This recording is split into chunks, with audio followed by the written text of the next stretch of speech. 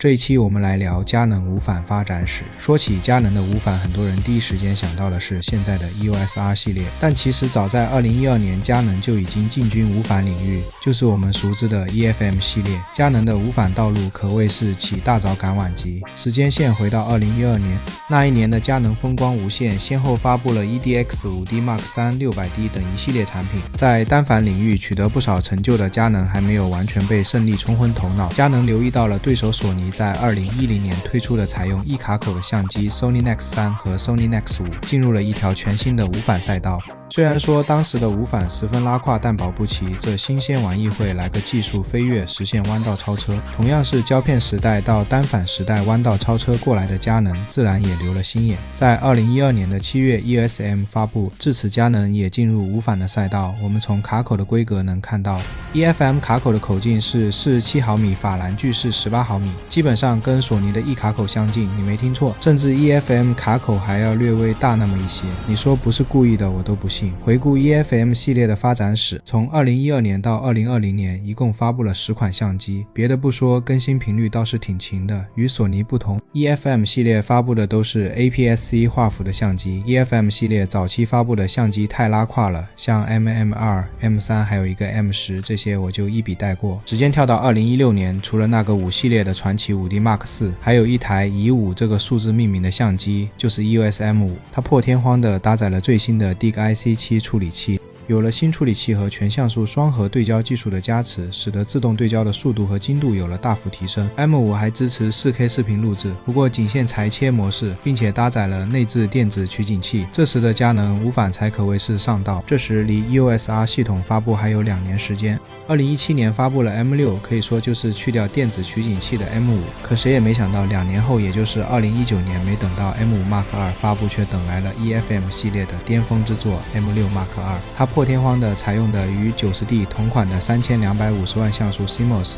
能做到 4K 35裁切的录像，每秒14张的高速连拍。同年也发布了 M200 及 M100 的迭代产品，你说在当时拿出这么多家做怎么着也是一剂强心针吧。即便 EOS R 系统发布后，多数人还是觉得佳能会保留这条产品线，毕竟在2018年发布的 M50 在日本对应的是 Kissman， 非常火热，可谓是 EFM 的明星产品，佳能的摇钱树。这台明星产品的迭代版 M50 Mark II 在2020年发布之后，佳能再也没有更新过 EFM 系列的产品，每2年推出一次新镜头的惯例也没有继续延续。原厂的 EFM 镜头一共8颗，每2年发布2颗。最早的套头并不是1545那一颗，而是在2012年跟随在 EOS-M 发布的1855。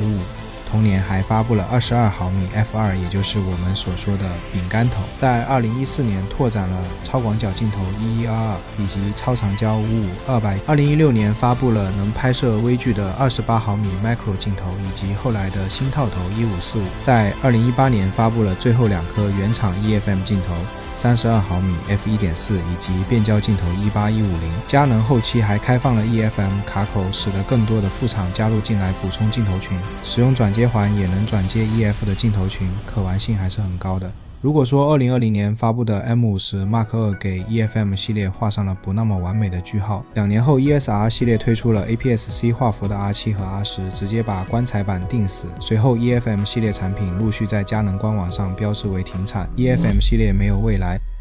回到开头，早起步的佳能为何只赶了晚集？我认为主要原因还是在 EFM 卡口身上。卡口某种程度上就是一个品牌的护城河，而 EFM 卡口就如同一座孤岛，无法平滑过渡到新的 RF 系统上，难以形成品牌粘性。好不容易积累下来的无反用户，大多数都转到别的品牌上。不仅如此，在2018年 EOS R 初代机简直是垃圾他妈给垃圾开门，垃圾到家，直接说是单反 5D4 的无反版也不为过。次年发布的 RP 更是连垃圾他妈都不给垃圾开门了。可以说这2台初代机佳能毫无诚意，更像是赶鸭子上架的产品。好巧不巧的是，当年撞上了3代封神的 A7M3， 在照片视频对焦上领先初代机一个身位。尽管2018到2019年佳能整整发布了10颗 RF 镜头，有着2870 f2、50 f1.2、85 f1.2 3颗超规格镜头护航。但拉胯的机身糟糕的视频表现让佳能错失了全民自媒体时代的风口，佳能终究还是慢了一步。2020年对于全世界来说是特殊的一年，对于佳能而言亦是如此。我佳能一定要夺回失去的一切。年初先来个开胃小菜，发布了末代单反旗舰 EDX Mark 3，同年7月发布了 R5 和 R6。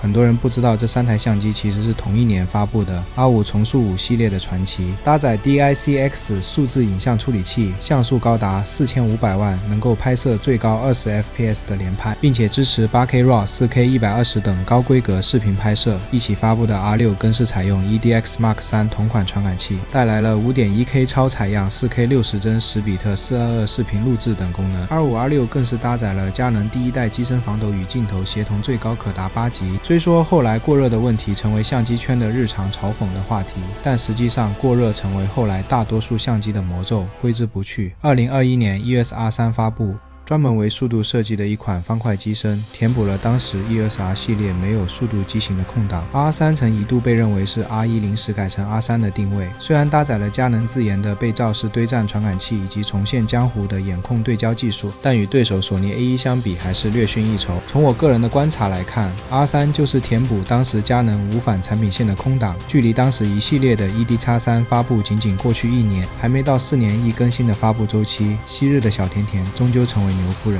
迫于对手 A1Z9 的压力，佳能不得不另开一个3系列去稳住奥运的基本盘。2022年1月，为了解决 R5 的过热问题，衍生了 R5C 版本。这是一款基于 EOS R5 的轻量化数字电影机，主要在视频模式的操作系统和自动对焦算法上有所不同，去掉了5轴防抖，增加了主动散热风扇，视频规格提高到 8K 60p RAW 格式内录。下半年半画幅、无反 R7 和 R10 登场，机系列的回归在各方面的性能都有突破。改进型的 90D 与 M6 Mark 2的3250万像素传感器，使其支持无裁切 4K 60p、7K 超采样、4K 30p 高画质以及裁切 4K 60p 等多种记录模式。电子快门下最高每秒约30张，机械快门下最高每秒约15张，是 EOS R 系列中连拍速度较快的机型，能够满足拍摄高速运动物体的需求，同时还是佳能首款支持机身5轴防抖的半画幅相机。11月发布了 R6 Mark 2，有效像素提升至2420万，缓解了爱好者诟病一代像素太低和过热的问题，得益于 DICX 处理器工艺的提升，相比1代的续航有着大幅的改善。新的算法加持让 R6 Mark 2有着不输 R3 的对焦性能，人称 R3 青春版。2023年2月发布的 R8 可以看作是初代机 RP 的迭代版，继承 R6 Mark 2的传感器，让 R8 具备部分终端机的性能，较为亲民的价格满足了普通用户对全画幅的需求。一起发布的还有常年销量霸榜的 M50 Mark 2迭代机型 R50， 复刻前代的设计语言，同样具备黑白2款颜色。清一色的 DICX 处理器让 R50 的对焦性能也能站到第一梯队。R50 也成为未来几年佳能的销量冠军机型。2024年距离 EDX Mark 3发布过去4年，一系旗舰 R1 登场，作为佳能1系列旗舰的最新一代机型，是传承更是超越，采用了 EOS 历史上最强大的新影像处理系统，包括新研发的全画幅被罩堆栈式 CMOS 图像感应器，性能强大的 DICX 数字影像处理器及新 DIC Accelerator 加速处理器，进化的深度学习技术提升了被摄体识别能力，提升了数据的分析处理能力，从而大幅提升了自动对焦追踪性能。一同发布的 R5M Mark 2使用了新研发的约4500万有效像素全画幅被罩堆栈式 CMOS 图像感应器，同样搭载 DICX 数字影像处理器及新 DIC Accelerator 加速处理器，具备大部分 R1 的实力，两者均搭载 C-RAW2 伽马曲线，实现最大极速16加的宽广动态范围。2025年即将发布的 R6 预期也会采用 R3 改进款被罩堆栈式传感器，至此佳能 EOS R 系列正式进入被罩堆栈式时代。从前罩式到被罩堆栈式的跨越，可以说是佳能无反的一次弯道超车，这与佳能一直坚持自研道路密不可分，能更随心所欲地控制产品的发布节奏，而不是看索尼半导体的脸色。2025年 RF 卡口的逐步开放，换装被罩堆栈式技术，C-RAW2 的下放，2代8.5级协同防抖更新，好戏才刚刚开始。